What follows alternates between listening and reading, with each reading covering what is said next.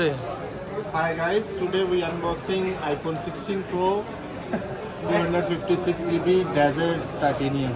You can see guys. Now we unboxing.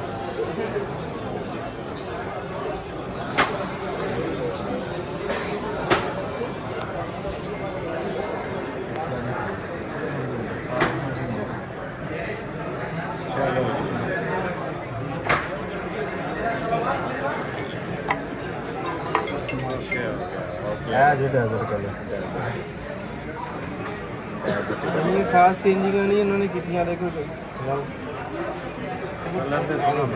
Colour सोना है कोई शक नहीं कलर सोना वा हाथ च फड़िया होया भी सोना लगदा ऑन करो ऑन हो गया जे आ देखो ओके आ दिखाओ जरा ए बटन ही ऐड कीता जे देखो ਇਹਦੇ ਕੈਮਰਾ ਕੰਟਰੋਲਰ ਉੱਤੇ ਪਾਇਆ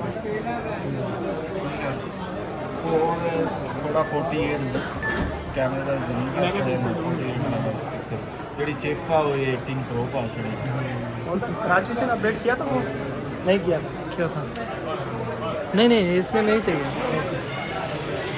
लेटेस्ट